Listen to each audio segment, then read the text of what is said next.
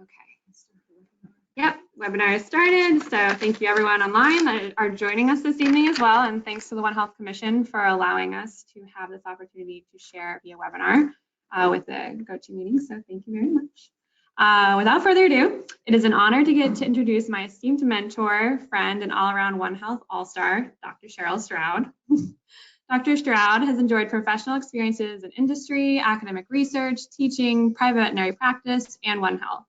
She grew up on a small hobby farm in central Mississippi, where she's surrounded by many animals and open spaces. Before veterinary school, she worked in poultry industry as a manager of a quality control lab for a poultry company, and after graduation from Mississippi State University College of Veterinary Medicine, she worked briefly in small animal veterinary practice before going to North Carolina State University College of Veterinary Medicine for a master's and PhD in endocrine physiology. She then performed basic research at Pennsylvania State University, studying many topics ranging from variant molecular forms of prolactin and growth hormones to reproductive cycles of women from populations around the world. Dr. Stroud returned to private veterinary practice when her family moved to Illinois in '96 for her husband, also a DMV PhD, to become a director of the Division of Education and Research for the American Veterinary Medical Association.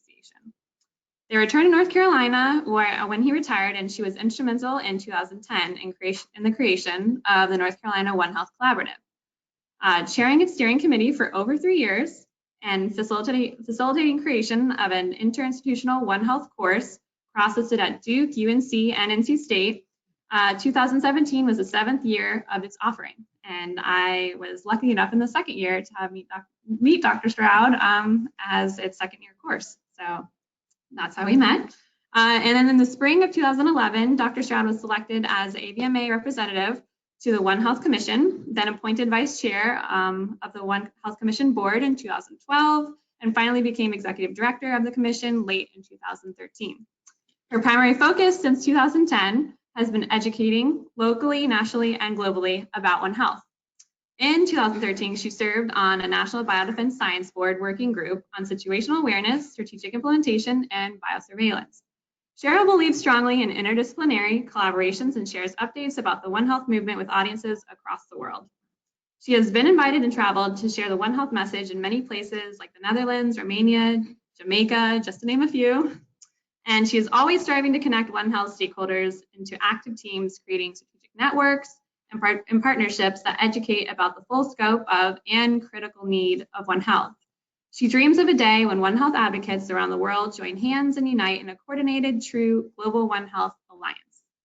Her forte is bringing people together. She truly is a reason behind why I and so many others are involved in One Health today. I know from personal experience that Dr. Stroud on a daily basis goes above and beyond to get the One Health word out because, as she's known for saying, it's the network. She tirelessly is putting positive energy out there to connect all One Health forces through her One Health Commission work and is honored in the new Smithsonian Outbreak Exhibit at the Museum of Natural History, as we have volunteers here for. So make sure to check it out, guys. I have witnessed her many sacrifices for the One Health mission, like missing weekend getaways with her children and husband, sending out middle of the night emails and One Health correspondences, and even forgetting to stop and eat in her nonstop days. Yet through these sacrifices, she always stays positive, can motivate and uplift with her can-do attitude, and maintains this warmth and relatability that I can only describe as one of those friends in your life that you hang out with because they just make you feel better by being in their presence. So thank you so much for coming tonight and joining us. Thank you, Dr. Stroud, for being here. And without further ado, thank you very much. Please help me in joining and welcoming Dr. Cheryl Stroud.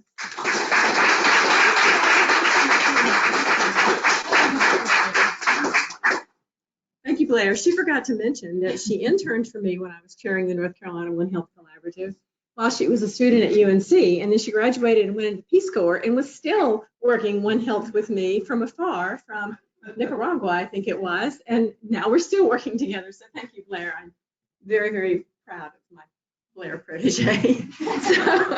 So thank you, everyone. This is such an honor and a pleasure, and I feel humbled very much so to be in this kind of crowd with everybody doing the kind of work that you're doing. So thank you very much for your One Health leadership and for joining me tonight so I can share some of my 70,000-foot view of the space that I've been working in and I'm so passionate about, and I hope that I can keep my voice by the end of this talk.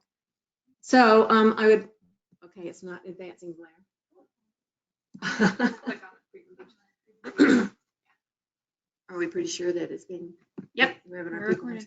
Okay, so first thing out the gate, I want to thank all the sponsors of the One Health Commission, because all the work that we do would never get done without some of the dollars that they provide us.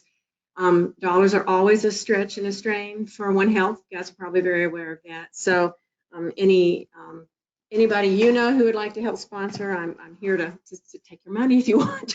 So thank you to our sponsors. And I would like to show this picture, not for you guys in the room because I'm standing here, but for those who are listening in online. And what I'd like to do tonight, and I'm going to talk really fast because I have a lot I want to share with you, is really just very quick touch base on all the faces of One Health, because I hear a lot of infectious diseases and zoonotic diseases going on, but I want to remind us of some of the other faces of One Health that are so important for us to bear in mind. Give you some updates from One Health around the world. I'll do that kind of by touching base on how it's evolved, and give you a little quick overview of some of the One Health Commission's activities, how we're really trying to further this movement by really connecting us all and educating strongly. And I hope by the end of it that you agree with me, maybe you already do, that One Health is our ray of hope for the future, because we as humans need that help. And I have a take-home message for you. I'm going to show it to you now, and then I'm going to ask you about it at the end of the presentation. These relationships that we need to form, the collaborations so much needed in our One Health space across all our professions, they're not just magically going to happen in our current systems. Our systems have forced us into silos. We're only going to really form collaborations if we get to start first with relationships, and those relationships are not going to form in our current systems because we never get to be in the same space or talk to each other, or go to each other's meetings, or read each other's journals. So this is the take-home message, everybody. It's up to us, really. We as humans have this need, this propensity to think that we're the most important species, that planet Earth is the center of the universe, forgetting that we really are part of an ecological continuum. We often have to be reminded of that. This is a quote by Andrewian, Carl Sagan's wife, that I really appreciate. We are on an unsustainable course right now. We cannot continue on the path that we are and have our planet survive. That's an underlying message of mine for everyone. So I just want to touch very, very briefly, and I hate being tied to this podium, but I have to drive the slides from here. I usually walk around. Oh no, that would take us longer. Next slide, please. Next slide, please. Okay, so what I'd like to just really remind us of tonight is that there are so many different phases of One Health, all the way from animals and sentinels and antimicrobial resistance. We'll touch on all these very, very quickly. And though zoonotic diseases are a huge, huge important reason why we've come together in the One Health space, it's just one of those faces of One Health. So I'd like us to remember that. In my mind, this concept of One Health is not new. It's very, very old. We're resurrecting it. In my mind, the resurrection started in the late 90s, early 2000s, coming out of the ecology and conservation medicine and wildlife conservation realm. And then the veterinary realm picked it up because we started realizing, oh my God, all these diseases are coming from humans to people, and the veterinarians really got active and involved, almost to the detriment of One Health, because the rest of the world started thinking, oh, it's just the veterinarians driving One Health, when really and truly we really need all of us to help drive One Health. I don't have a pointer, do I? Does anybody have a pointer? Some people, I used to carry one in my purse, but I don't seem to have one. I had this particular slide that you're looking at. This figure came out of environmental toxicology and chemistry. It's in a publication by Alonso Aguirre. Some of you may know Alonso. And he's very, very strong in the conservation medicine and ecology realm. So I just kind of throw this up so you can see that it's a very old concept. I actually think it's older than the early 1800s. I think, prehistoric times, a healer would heal anything that needed to be healed. And then we got pushed into all our specialties and kind of forgot how to talk to each other. But in the early 2000s, 2004, 2005, this conversation was starting to be called, at first it was kind of referred to as One Medicine and One Health. So I don't really want to give you a history lesson. Ted Masherman tells me people go to sleep when you give them a history lesson, so he said lose the history. But some of it I just have to mention. This book at the bottom, the Conservation Medicine, there's actually, that group has put out another one in 2012. So that was kind of the start of it, and then the veterinarians picked it up. And the human domain was kind of hit over the head with SARS, avian influenza, Nipah, all the things that you'll see in the Outbreak Exhibit, HIV/AIDS, which we of course now know is a zoonotic disease. I've already said zoonotic diseases are an incredibly important part of One Health, but there's also animals as sentinels. This happens to be a dog having a blood sample taken from the Flint, Michigan water crisis. And we're looking for heavy metals, the leads and arsenics and things that the children and the people might have been exposed to, and using the animals as sentinels in that situation. In the 80s, we had flame retardants, the polybrominated diphenyl ethers introduced into our environment. When I came out of vet school in 1981, I'll age myself a little bit here, I wasn't taught anything about hyperthyroid cats. When I went off and did my PhD and came back to practice, we were suddenly diagnosing hyperthyroid cats in the late 80s. And somebody put this together. It was Janice Dye and some people at NIEHS who did this research and came up with a really strong association for when these things entered our environment and when we started seeing hyperthyroid cats. It turns out they're incredible endocrine disruptors. And the cats were our sentinels for this whole phenomenon. We now don't put polybrominated diphenyl ethers in children's pajamas. There's even been postulation that it could even be part of what's going on with the obesity crisis in children, along with Big Macs and couch potato status. But so actually, Heather Stapleton at Duke has looked at this in young children, and has found very high levels in infants. Especially, unfortunately, she was finding the highest levels in the lowest socioeconomic class infants. So, again, the cats were sentinels. Finding this in the cats is probably what stimulated Heather to go do this research. And now, it's just one of our issues. Antimicrobial resistance, as you all know, is a quintessential One Health issue. For this crowd, I don't have to dwell on this. I will mention that if you haven't read Laura Kahn's book, One Health and the Politics of Antimicrobial Resistance, it's a great read. It helps you understand how we got to where we are right now, and also makes some suggestions of how we need to be handling this and working across professions. Obviously, she called it One Health and the Politics of Antimicrobial Resistance. Part of what came out of her research, she spent 5 years writing this book, was an awareness that were things that we're just starting to wrap our brains around. It's the impact of antimicrobial resistant organisms in the environment. We're just really starting to realize that. We're seeing antimicrobial resistant organisms and marine mammals in the middle of the ocean. They've never been given antibiotics. We're also seeing that many countries that don't have any medical oversight for antibiotics, you walk into a drugstore, buy it, and use it however you want. Many of those countries are the same countries that still culturally prefer open defecation. So a lot of these feces from misuse of antibiotics is ending up in our waterways, which is ending up in our oceans, which is ending up in our marine mammals.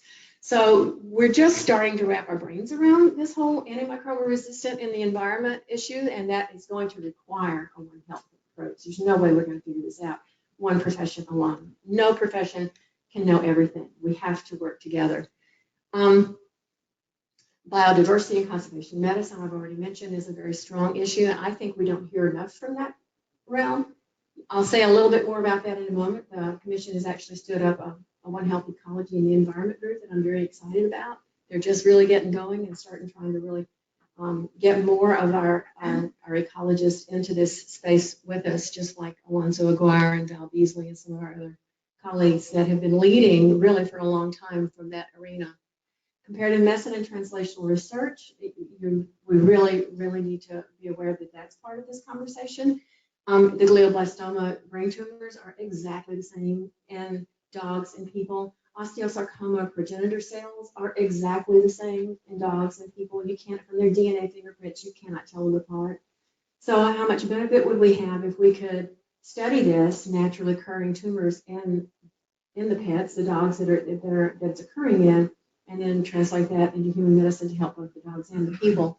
So there are actually organizations now that are trying to raise awareness about this. And then there's, I just wanted to mention that we've learned from veterinary medicine, we've learned from human medicine for many, many years. It hasn't gone so much the other way.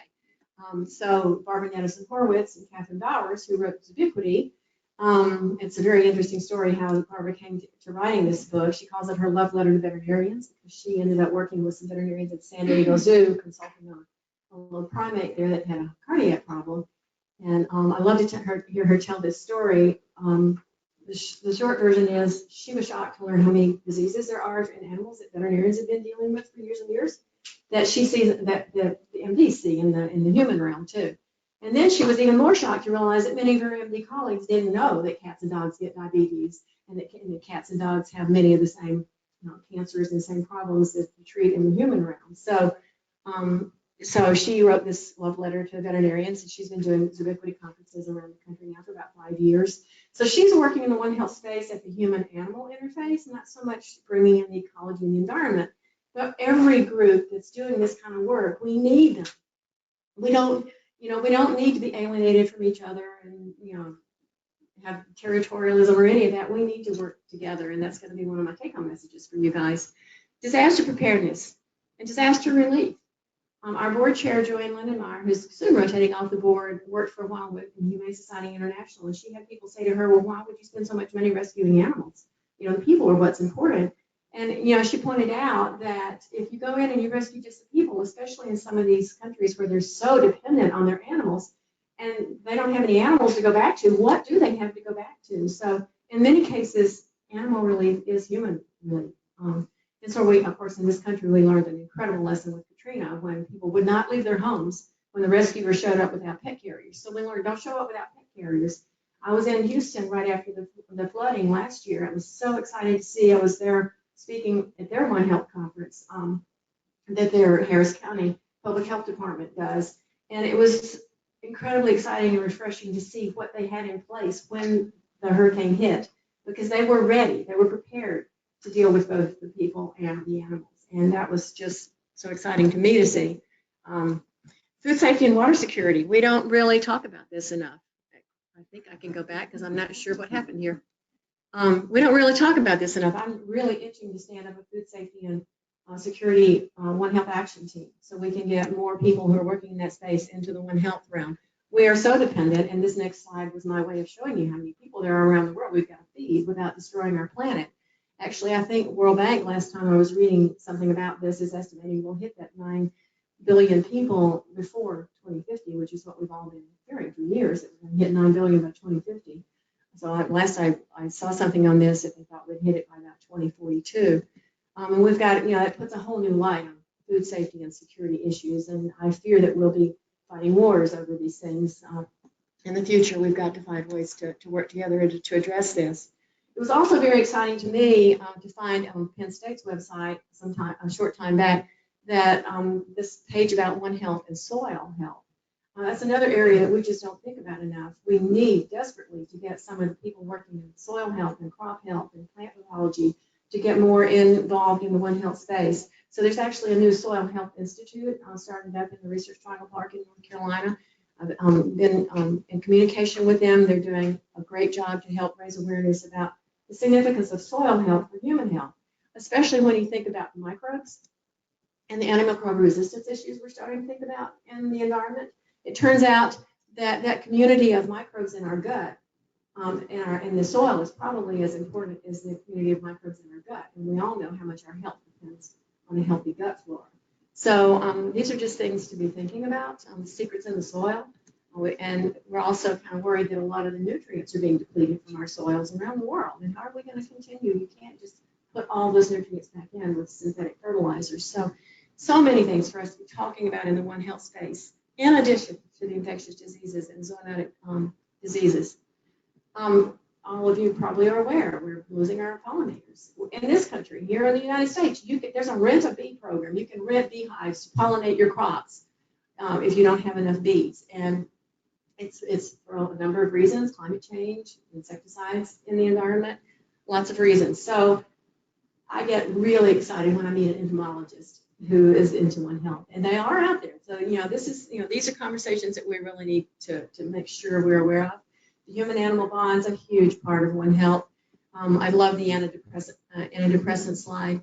I don't know if you guys can see it, but the center bottom slide says warning tick-infested area, and so our pets we both go in those areas. We're living in the same environment. But our pets may go deeper into that grass and pick up the ticks, and then come get into bed with us, and we're going to be exposed to some of those same diseases because we are living in shared environments with our pets. We all know how much we can get out of our relationships with our pets. My husband has a cat that they're inseparable. I mean, I think we're catching a real case of separation anxiety in this cat because they're just really bonded at the hip. So pets can bring so much enrichment to our lives. How many of you are familiar with the National Link Coalition? Anybody know about National Link Coalition? So this is an organization that makes it its business to help us understand the link between animal abuse and domestic violence. So many times, if a family is or anybody's living in an environment where animals are being abused, the people in that environment are also at risk of being abused.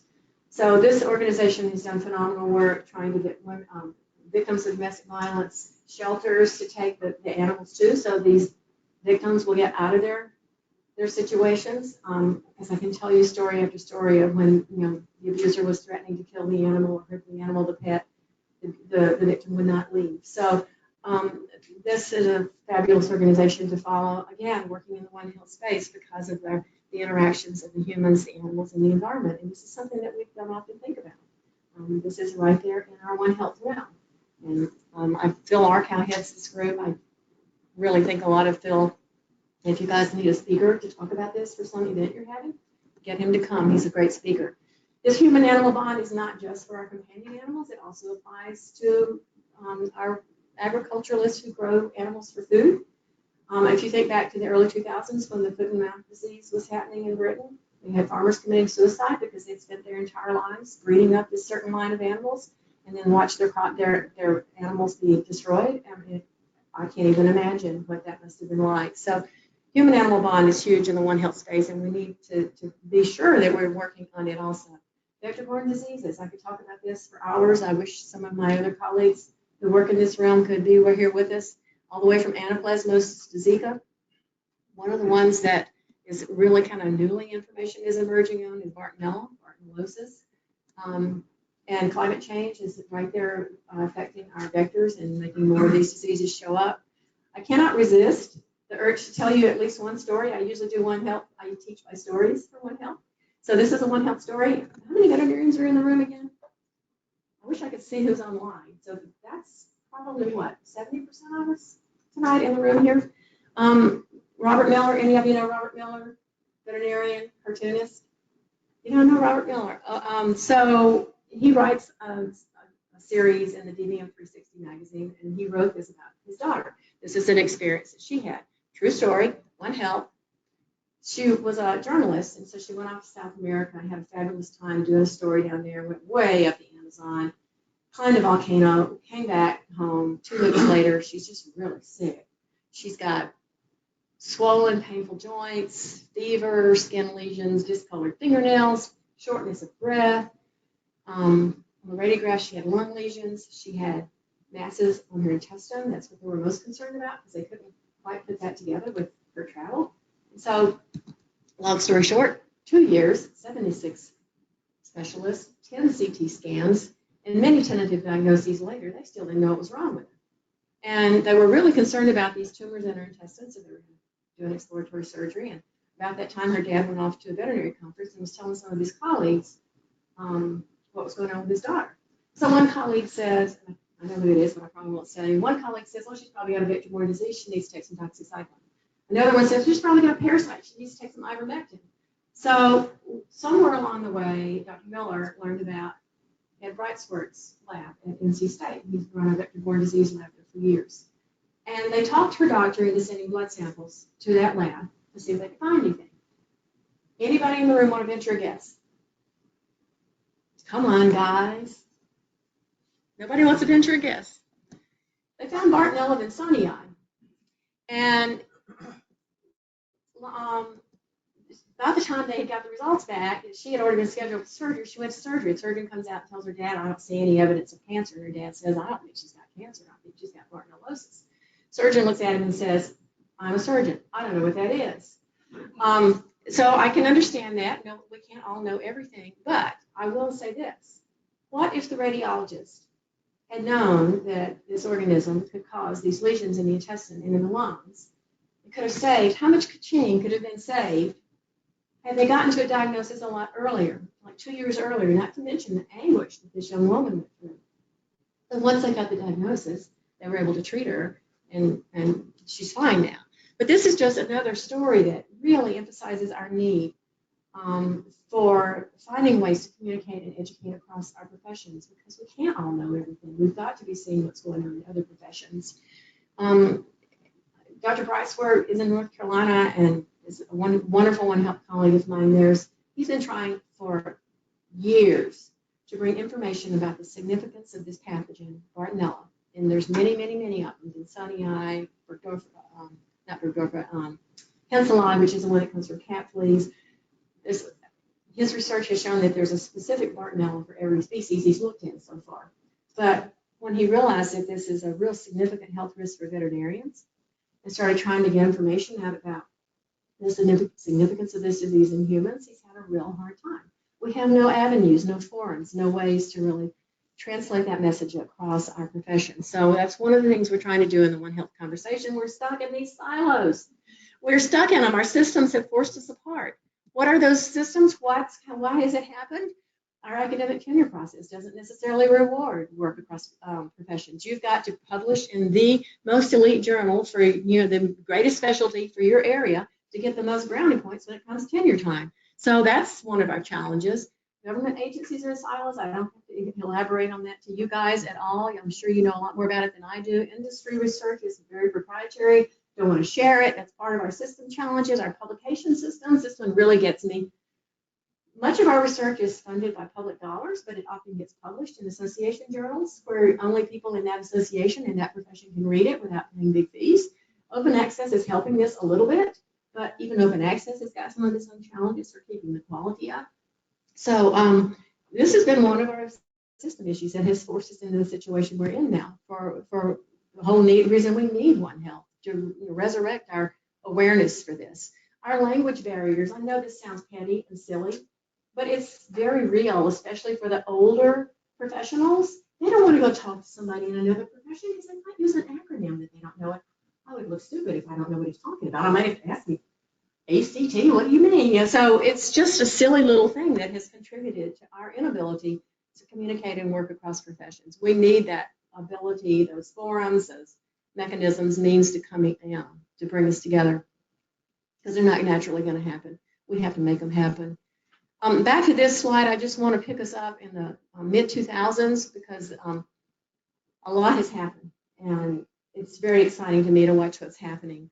For example, in 2006 is when this One Health Academy series started. Tom again came from NC State to the Homeland Security and started this discussion series. It's been going since 2006. That's pretty exciting and amazing to me.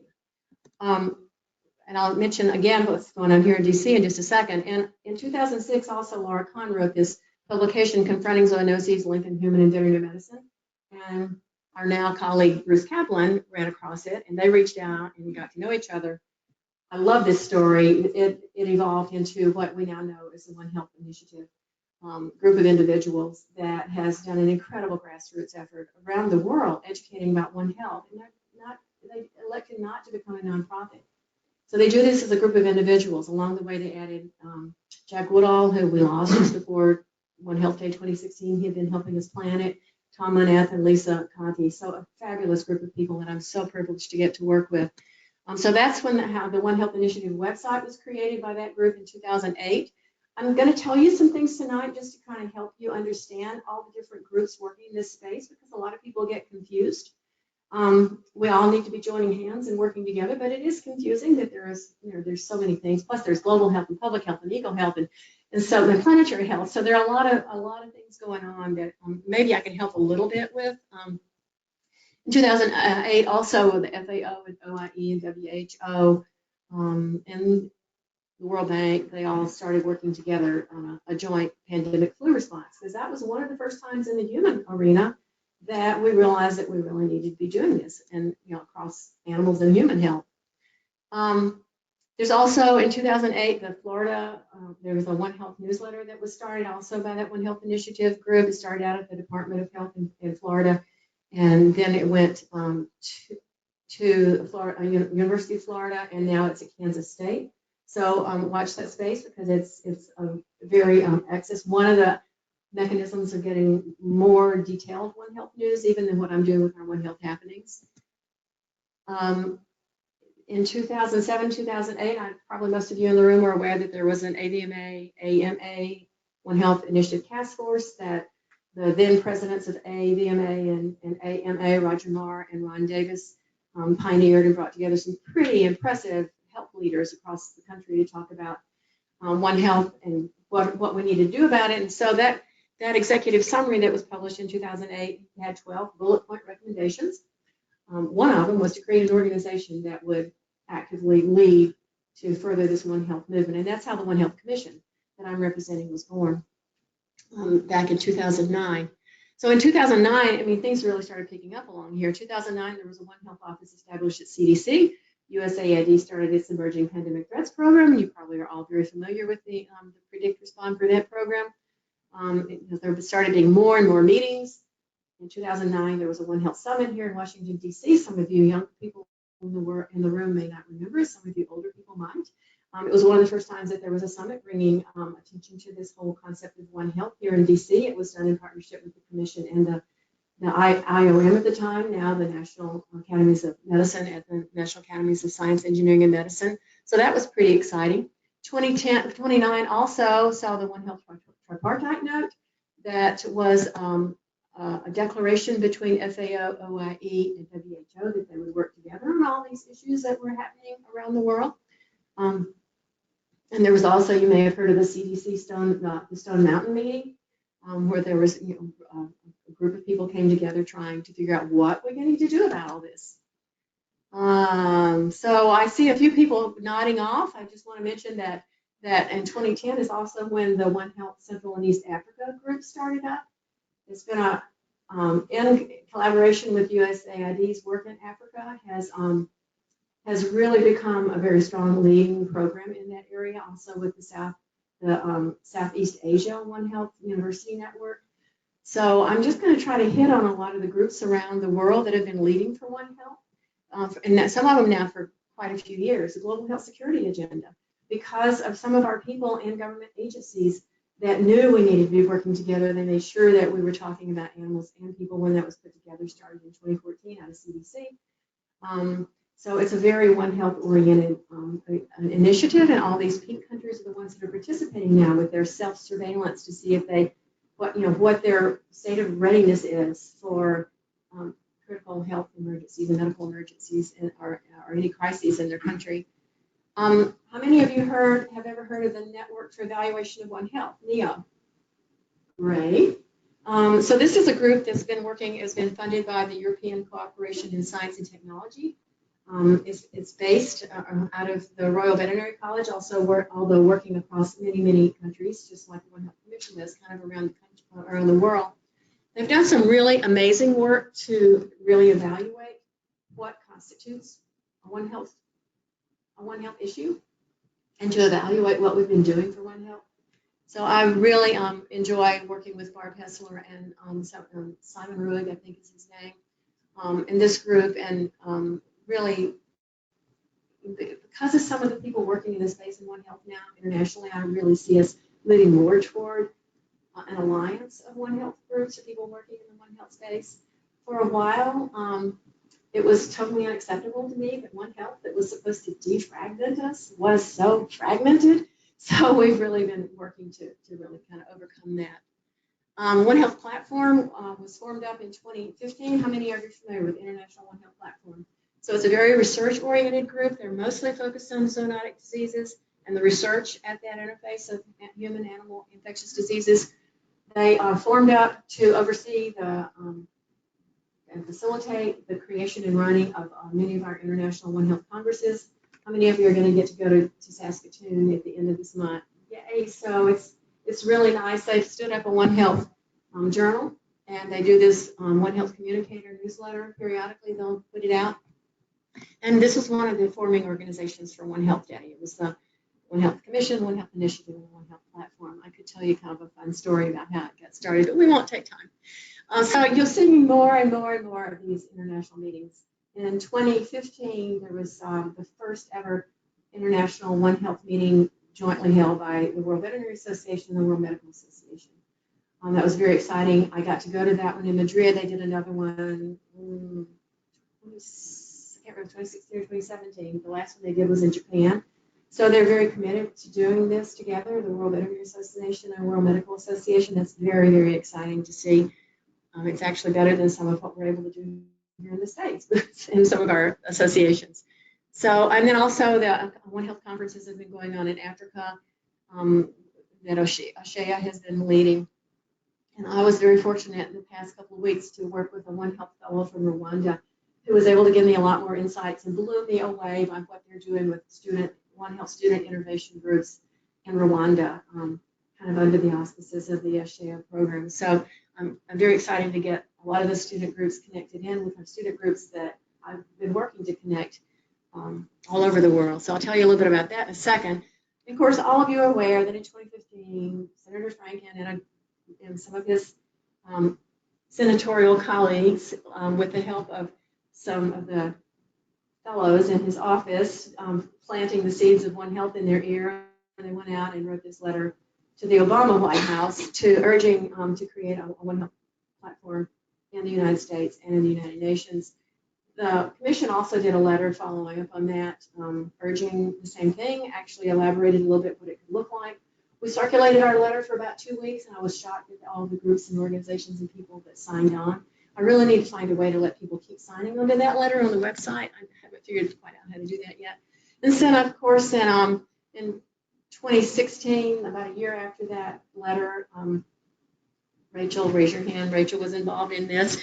So this was our first congressional Senate bill that was introduced. So now we have One Health in the congressional record. Actually, we have it in there twice now because there's also a Senate bill that has been introduced this year. In 2015, also saw the creation, late in 2015, of the Planetary Health Alliance. So, you know, I've mentioned that there are some groups that are working just at two of the interfaces that are in the One Health space. So this organization is working to really raise awareness of the human impact on the environment and the environmental impact on health.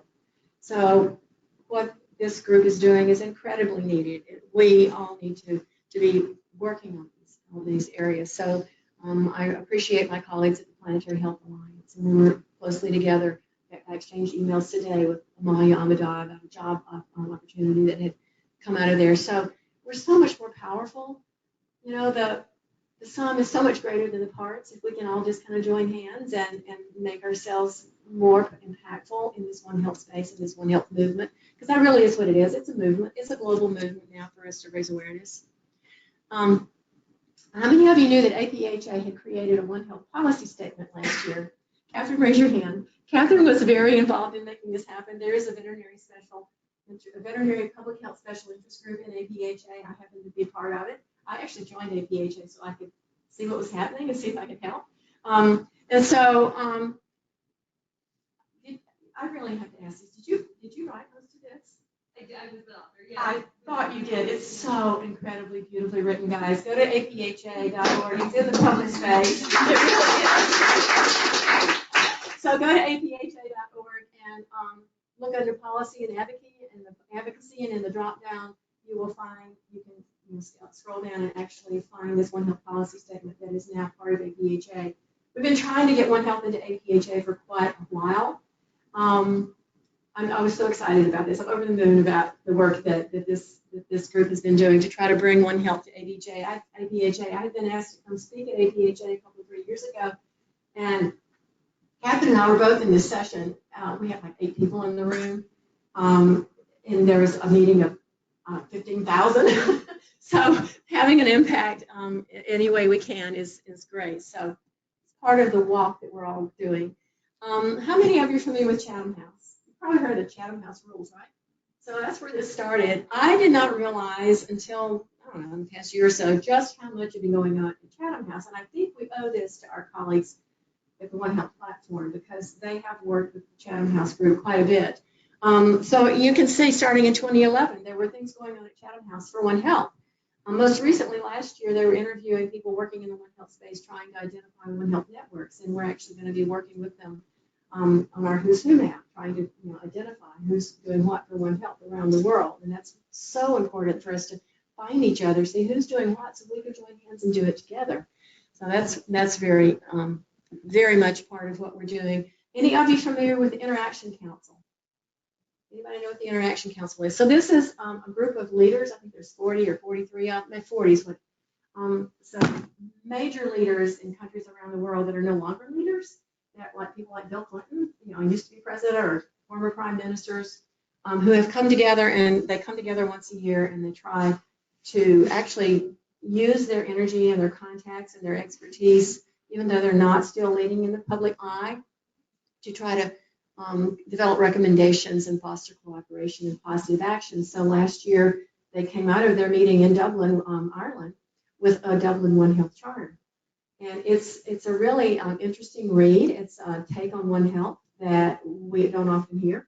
So I urge you to go Google Interaction Council and Google Interaction Council One Health, and you'll find it. These are some major points: strengthening multi-sector solutions, resilience to emerging threats, mainstreaming One Health with public health, strengthening the One Health governance mechanisms. I think some of the people working in that space are like me. They're dreaming of a true One Health alliance where we really, really, really are working together and coming together and talking. We were able last year to bring together a lot of the groups, including someone from the Interaction Council, to talk about where we are with One Health and what needs to happen. So watch that space. I'm hoping that something is going to really start becoming better and stronger interactions among all the different groups that are working in One Health. That's my dream. And of course, just this year in March, there was the Senate Bill 2615 that was introduced, not quite as infectious disease focused, but still trying to ride the coattails of Ebola and Zika and get the lawmakers and policymakers' attention. So some of us have been working to try to advance that, although as a 501c3 nonprofit, I have to be pretty careful. So that makes some groups that are not 501c3 nonprofits in the U.S., makes them able to be a little more vocal.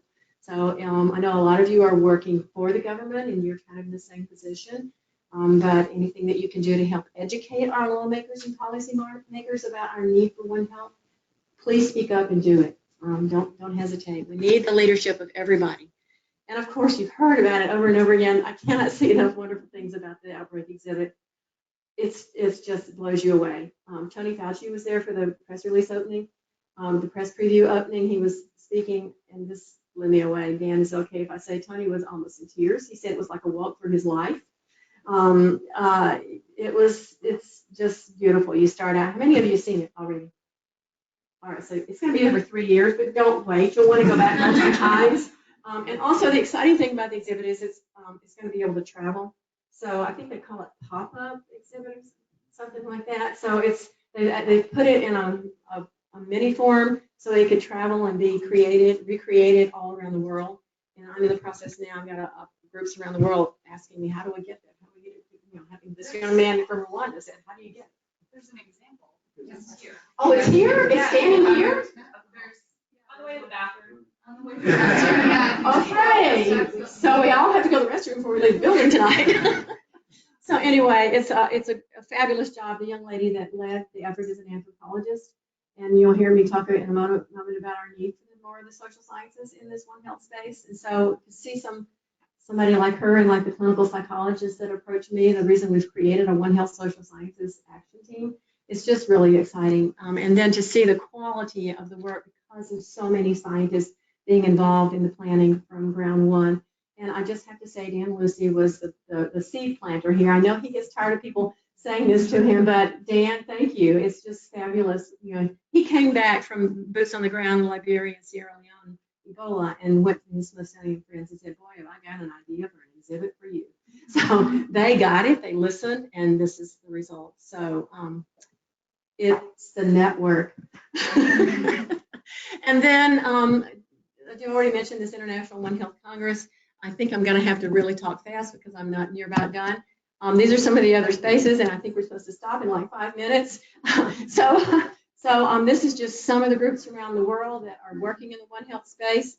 I don't want you to be concerned about so many groups working for One Health. It's okay. We need to relax because we're all working on parallel paths. We all have our strengths. We all have our own focus, our own path, but we're all working toward the same endpoint, the same goal. So trying to do it more and more together.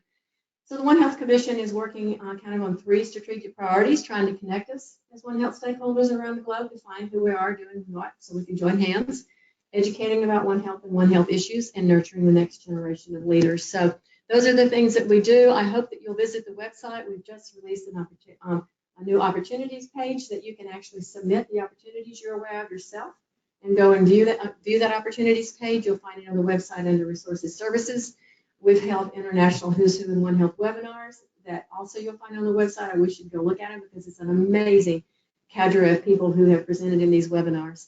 Have a Who's Who in One Health webpage that we're about to morph into a pin map. Actually, this young fellow from Rwanda has been helping me start working on that. So I've been trying to identify groups actually for several years, and it's woefully incomplete still. Have One Health happening news notes that we circulate to people on the listserv. We'd love for you to get on the listserv. So we're trying to highlight and shine a light on all the things that are happening for One Health around the world.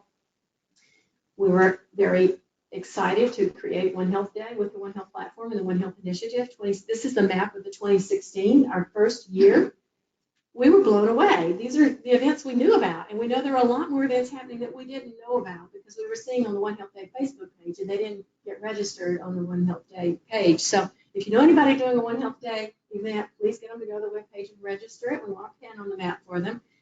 And consider leading one yourself for your organization. It doesn't have to fall right on November 3. It could actually happen anytime. This meeting tonight can be registered as a One Health Day celebration. And if you're a student and you want to be in a student group that's going to compete for awards, you do need to have your event fall between September 1 and November 30. But it can happen all around. So One Health Day, these are the winning student teams on the left for the 2016 competition. The 2017 winning student teams will be given their awards in Saskatoon. So I'm looking forward to that. I'm going to get to be involved in that award ceremony for the students. And this year, I don't know if you've seen the press release, we have something kind of fun that we're doing for people who register their events. There's going to be surprise visits from One Health leaders around the world at some of the events. You won't know if it's your event that's been picked to have a One Health leader show up at your event. So that should be kind of fun. We're doing this to urge people to register their events so we'll know where they are so we can actually count them. But it'll be a lot of fun. And the student awards are going $2,000 to each of, I can't remember if we said 3 or 4 top teams in 3 or 4 top regions of the world. So if you know students who would like to compete, I know Dr. Dunham was able to be involved with the George Washington University students, and you see that they won in 2016. So it's a lot of work and a lot of fun, and amazing the impact you can have in your scenario, your location, your region, wherever you are, whatever your job is, to do something like this to raise awareness. Even a brown bag lunch can do a lot. I mean, it doesn't have to be anything expensive. Just anything you do to bring people together across professions. It's amazing. We do educational webinars. We've done some on Bartonella. We did some on cysticercosis, and of course on antimicrobial resistance. I want to do more. It's just a matter of time. I just can't quite get it all done. We stand up action teams to work on things that we identify as gaps. We have a bat rabies education team that is working because we realize nobody is teaching children and parents not to touch a bat, or that the bats can carry rabies. I'm shocked at the people I run into who don't know that bats can carry rabies or have rabies, and that they can get rabies from a bat, and if it happens to have rabies. So this group is actively trying to get this information in front of children. I'm so proud of them. I think we're about to launch into a partnership with Kedrian and CDC. We're really hoping that we're going to be able to make something like that happen.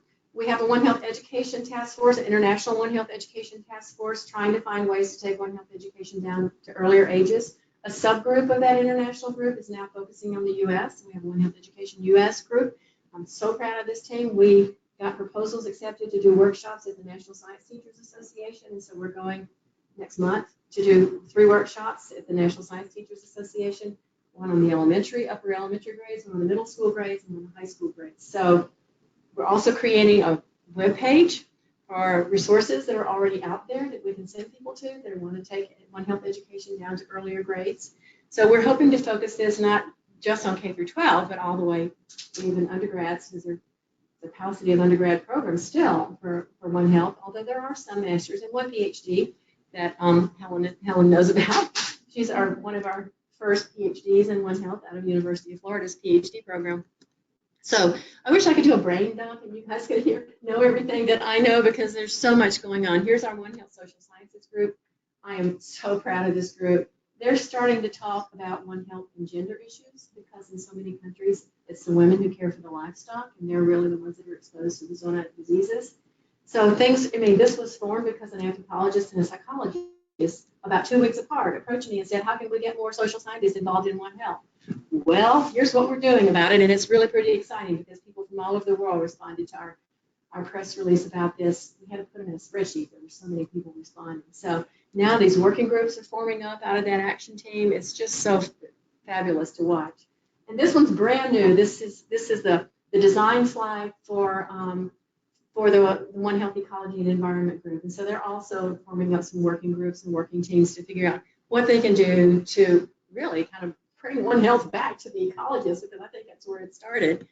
And we're partnering with EPA on a national pet health survey. Actually, EPA is doing a lot of the work, and the One Health Commission is leading the way on this, surveying clients, pet owners, parents, to know what their pets have been diagnosed with, to see if there's anything that needs to be plotted under the Enviro Atlas for EPA to know what people are being exposed to. Again, that Sentinel idea.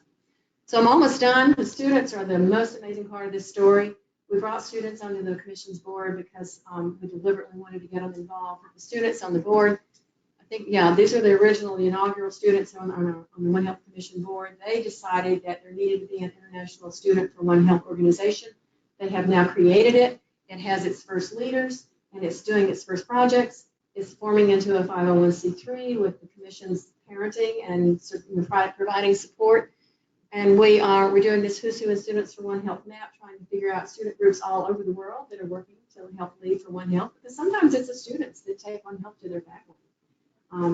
It can be a phenomenally powerful thing to have students doing this, and they are great. And don't ever believe that students can't make things happen. This young man, Neil, I was hoping he'd be here tonight because I think he's in DC now, right now. He was able to convince the governor of Iowa to make Iowa have November as One Health month. So it's pretty amazing what these young people can do. And so I just want to make the point to you guys, because I know I'm out of time, that One Health is very much a team sport. And it really is our ray of hope for the future. I don't think I had to convince any of you about that. I hope some of my comments tonight have been enlightening and informative. If you're, if you're working in the One Health space, you know a lot of this. And some of it, maybe you didn't. But this is my take-home message for you. What was it I told you earlier? So what can each of you do, each of us as stakeholders, to make this happen? Is create those opportunities in whatever you're doing. Because there's always something we can do, and it doesn't have to cost a lot of money. So during the future, if we don't dream it, it's never going to happen. I mean, people tell me all the time, oh, you're never going to change the system. So why not? That's what needs to happen. That's what we've got to do. So dream the future with me. That's what we're all about here. Thank you very much. I'm sorry.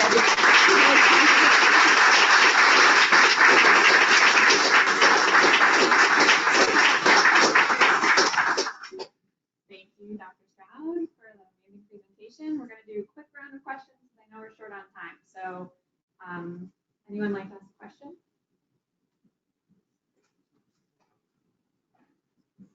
Thank you very much for not only enlightening, but lightning speed presentation, which illustrates part of what I'm going to ask about.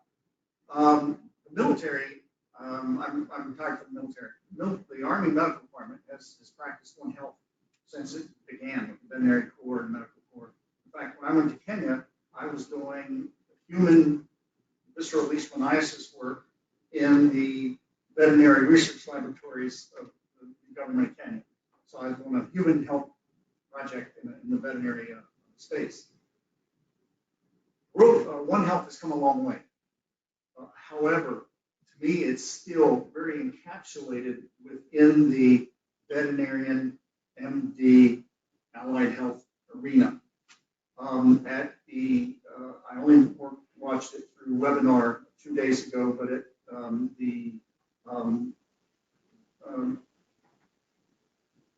County Sciences, whatever is it, engineering. Microbial medicine, threats, yeah. had a workshop on the economics of microbial threats. And I really, my ears perked up, but probably 5 minutes before the end, One Health was mentioned. And I couldn't see who was actually making the comment, but they actually stated One Health is great within the medical writ large community, but nobody outside of it has ever heard of it. One of the things I learned very early in the HIV/AIDS arena was that we had to take a heterosectoral approach, not just health. We had to look at transportation. We had to look at, and then especially in the developing world, the health departments and the veterinary departments don't have a lot of money. It's the other departments that have the money. So how can we expand? And I know we're going at light speed now, expanding it within the allied medical sciences, veterinary, et cetera. But how do we get the word out and get buy-in from the other sectors? With people like you guys here in the room, and actions like this One Health Social Sciences Action, we're trying to remind people that it's more than just the zoonotic diseases and it's more than health. I was really excited. We actually had Slant Architects support the commission. I think I can't remember how I got their logo up here. That's an architectural firm that it believes in One Health for built spaces. I mean, our built environment, even our landscape architecture, it's also critical to what we're doing here. Opening this conversation in other realms is what I'm talking about tonight. And you guys can help do that. It's really up to us. We're the ones that are going to make it happen because we get it. Those that haven't heard about it yet don't get it yet. So we got to take the message. I can't do it alone. Chatham can't do it alone. So thank you very much for segueing into that. So I'm trying to think of ways that we can implement what you're saying. And one thought that crosses my mind is that perhaps each one of us with the professions that we currently affiliate with, so mainstream professions, perhaps we can take action to organize a symposium or a presentation or something at some of our professional association meetings regarding One Health, so that we can talk about how One Health touches on that particular profession, whether it's veterinary medicine or architecture, Make it real. or yes, Do that with stories and going there where they are. The people who don't know about One Health are not going to come to us. exactly. So we have to go where they are. Exactly. So yes, and it's not easy. I mean, I've tried bringing MDs into ABMA convention. It is so hard to bring people from another profession into a conference for many, many reasons because of the way the systems are structured. But it's got to happen. I mean, we've got to make it happen. And we're it, guys. We're the ones that are going to be able to make it happen because we get it. Thank you again for that wonderful presentation. So Laura Kahn spoke at the conference that I hosted last year. She brought up a point very similar to yours about how, we have to bring people together. And she told a story, and one of her stories was about phages and how people were using them to treat different AMR-resistant bacteria. And she told this whole story, and it really got everyone in the room so much more engaged. So I couldn't agree with you more that stories are the key to making One Health relatable, especially diverse audiences. Because everybody's got a stake in a lot of these critical issues. But my question to you is, how do we bring people together where they can use one platform for all of these different parallel organizations to talk to each other? Because I think that is a really good point. We have so many shoots, it's like little bamboo forests of everybody trying to get to the sun, but how do we all work together? Let's find a name of a One Health Alliance so that we can like actually. social media something. Yeah. Well, there's a lot of social media out there, but we're all still kind of going on our own path.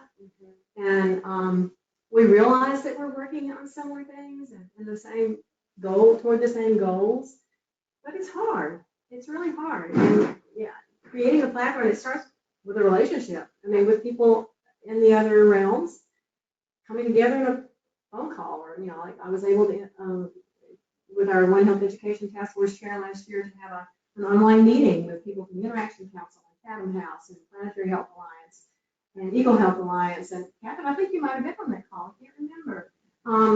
So it was so exciting because Steve Osofsky says we need to do this more often. let's do this more often. So, it's on my to-do list to do another one soon, because we all realize that each of us have our own strengths, our own focus. We need to find the synergies, and we need to partner up, and we need to write grants together. I mean, that's where it comes down to. And the funding agencies need to recognize and appreciate transprofessional grants, because sometimes that doesn't happen. So our work is cut out for us, guys. It's very exciting what's happened over the past 15 years, but we have got so far to go yet. In fact, in many ways, some of the other countries are doing this better than we are. Some of them are doing it at government level much better than we are here in the States. So I was blown away to learn some of the things going on in Rwanda and Uganda. And at the opening of Outbreak, I asked Ms. Carol and a couple other people, if we took a snapshot in time right now, the countries that are incorporating One Health into their policies and have line item budget for One Health things, what countries would those be? And they scratched their heads and they gave me a few names. Vietnam, I was surprised, I didn't know this. Thailand, Uganda, Tanzania, Kenya, Rwanda, Ethiopia. Some of these countries that live with these One Health problems on a day-to-day basis, it's very real to them. It's like Dan's experience with Ebola. This is not a pie in the sky theory. This is something they live with every day, and they get it a lot better than we do here in this country. It's not urgent enough. So. I'm gonna take this last question and then suggest everyone meet Dr. Stroud after outside. But yeah, we're gonna wrap questions. Go ahead. Thank you. So this is all fantastic, and it's already a ton of work. And I'm going to ask a question to sort of make it even harder. Okay, that is what can you tell us about what folks are doing about global change / climate change and all the other changes that are going on that are superimposed over all of the interactions that we need to understand? And I can make it one harder. Go for it. What are we going to do about population explosion? So nobody wants to talk about these things. And we in the One Health space can help that, but it's going to take a lot of work. One profession is not going to address it alone. And it's not going to happen magically. Those relationships that we need to start up our collaborations are not going to magically happen in our current systems. We have to create the opportunities to start these conversations across professions. And it isn't easy. I'm not going to stand here and tell you it's easy. I mean, welcome to my world. But we've got to do it. I don't think we have any alternatives. I think that I truly believe this to the core of my being, that One Health is our way of hope. It's one way that we can get ourselves out of the situation we've gotten into. Right. Can I just make a 10-second? Got 10 seconds. Along that line, I feel that I must add a quote from one of my mentors, Dr. Skip Urkel, University of Hawaii, humanitarian, Harvard humanitarian. He said many years ago, we must learn to professionally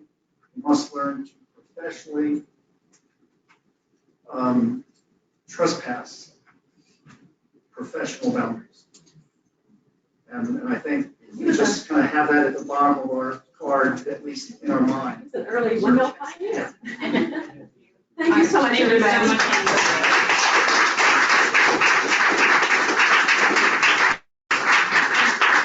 Starting it over a little bit tonight, guys. Thank you so much for ASM again for being here. We're gonna this is our last session before the break in the summer, so we'll see you in the fall. Please stay tuned on the listserv and sign up if you haven't. Grab some food on your way out, and we'll see you next time, guys. Thank you so much for coming. Hey, thanks for coming. I loved it. Yeah, she's pretty amazing. But I have the one liner. Oh, you have another one-liner? Yes. Oh, give it to me. Conceptual synchronization. We don't yet, mostly because we're still missing the term, but we also need to firm up. Well, that's been a little so that actually also is up in the air because we might be able to figure out what I'm going to say with it. And what the expectations are. So we're venue TBD right now as well as date TV. And typically we shoot for a regular schedule and shoot for for that, but we said we're needing to have conversations about the venue. Which Thursday? Second Thursday usually. Typically the second Thursday that we had the chat, yeah, but now